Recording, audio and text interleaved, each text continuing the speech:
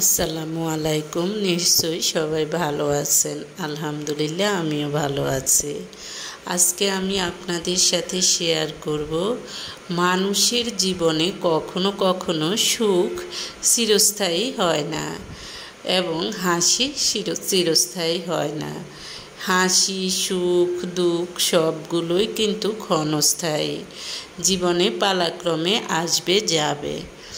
আবার এমন অনেক পরিবার দেখলাম, হ্যাঁ যা হোক, হয়তো টাকা পয়সার কষ্ট না করুক, সন্তানদেরকে কষ্ট করে মানুষ করেছে, সন্তান প্রতিষ্ঠিত হয়েছে, তখন সুখ ভোগ করার সময়।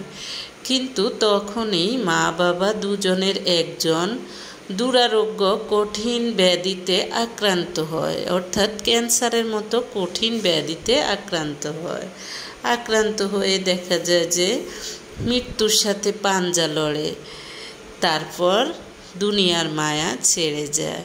হ্যাঁ, কখনো কখনো দুর্ভাগ্য সৌভাগ্য বয়ে আনে, এটা অবশ্যই আমরা সকলেই জানি। এই যে কঠিন রোগগুলো সবসময়, এগুলো আমার কথা না, হাদিস শরীফের কথা। কঠিন রোগগুলো মানুষকে দেয় আল্লাহ, যাতে তারকে দেখা যায় যে বিভিন্নভাবে ক্ষমা করে। তার যদি দুনিয়াতে কোনো একটু কষ্ট থাকে, সেটা দুনিয়াতে ভোগ করে তাকে নিষ্পাপ শিশুর মতো দুনিয়া থেকে নিয়ে যায়। এটা শুনলাম, জানি না কতটুকুন সত্য কতটুকু মিথ্যা। তবে আমার দেখা আমার এক আত্মীয়, আমি জানি না মানুষ মানুষকে কত হিংসা করে, কিন্তু আমাদের ভাইয়ের শাশুড়ি, তারপরেও আমাদের কত খারাপ লাগে। আমার আম্মা বেআইনের জন্য কত দোয়া করতেছে, কত মন খারাপ লাগতেছে। উনি আমাদের জানা মতে খুব ভালো মানুষ। উনি শ্বশুরবাড়িতে সবার মন জয় করেছে।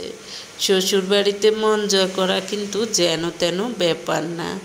উনি শ্বশুরবাড়িতে মন জয় করতে পেরেছে। দেবর, সবাই, শ্বশুর শাশুড়ি সবার সাথে সব সময় মিলেমিশে ছিল। এমনকি উনার একটা দেবরকে সন্ত্রাসীরা যখন মেরে ফেলে, তখন উনার একটা বাচ্চা ছিল 2-3 মাসের বা 6 মাসের, এবং সন্ত্রাসীরা মেরে ওই দেবরের ওয়াইফকে নিয়ে যায়।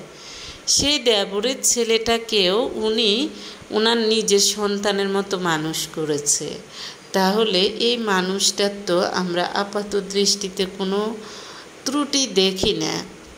এমনকি দেবররা আমাদের চোখের সামনে দিয়ে দেবররা ওনার জন্য যা করতেছে, এগুলো কিন্তু সচরাচর মানুষ করে না। অনেক মানুষের জন্য দেখা যায় যে বেশিরভাগ শ্বশুরবাড়ির মানুষের মন হলো কচু পাতার মধ্যে যেরকম পানি দিলে থাকবে না। বেশিরভাগ শ্বশুরবাড়িতে মানুষকে অনেক বেশি করার পরেও কাউকে মন জয় করা যায় না। তবে কিছু কিছু শ্বশুরবাড়ি আছে ভালো, তারা দোষ দেখলেও দোষটা বলে বেড়ায় না বা সমস্যা বলে বেড়ায় না, তখন তাদের সমস্যা কমে।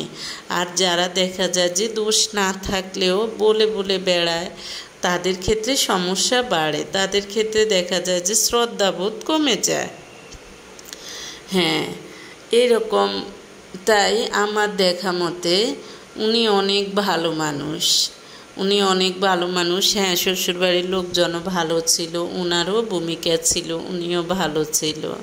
কারণ দুই ফ্যামিলি ভালো না হলে সেখানে মানুষের টিকতে কষ্ট হয়ে যায়। অন্তত একটা ফ্যামিলি ভালো হলেও দেখা যায় যে কিছুটা সমস্যা হয়। দুজন খারাপ হলে তো সমস্যা চরমে যায়। তাই এরকম একজন, হ্যাঁ, আমার যে আত্মীয়র কথা বলেছিলাম, আন্টির জন্য আমি সবার কাছে দোয়া চাচ্ছি। আন্টির জন্য আমাদের পুরো ফ্যামিলির মানুষ খুব কষ্ট পাচ্ছে। শুধু আমরা কেন, আমার মনে হয় যে ওনার জন্য ওনার আত্মীয় স্বজন সবার কষ্ট হচ্ছে। উনি আত্মীয় স্বজন সবার সাথে উনি ভালো ছিল, কেউ ওনার একটা খারাপ কথা বলে নাই, এখন পর্যন্ত আমাদের কানে আসে নাই। এই মানুষও ক্যান্সারের মতো কঠিন রোগে মৃত্যুর সাথে পাঞ্জা লড়ছে, কত কষ্ট পাচ্ছে। জানি না সৃষ্টিকর্তা এর পিছনে নিশ্চয়ই ভালো কিছু রেখেছেন, কারণ সৃষ্টিকর্তা আপনার ভালো দিবে সেটাও সৃষ্টিকর্তার পরিকল্পনা আছে, আপনার খারাপ দিবে সেটাও সৃষ্টিকর্তার পরিকল্পনা আছে। তাই হতাশ না হয়ে সৃষ্টিকর্তার কাছে প্রার্থনা করুন।